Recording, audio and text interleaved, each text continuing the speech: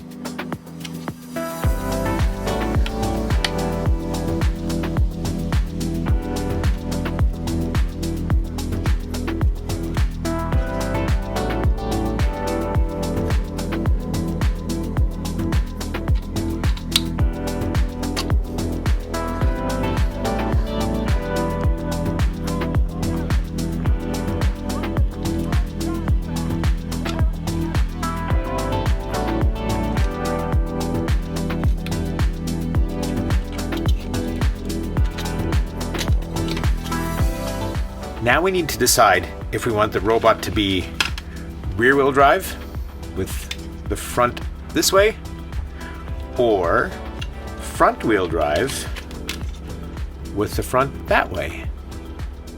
I'm going to opt for front-wheel drive this time.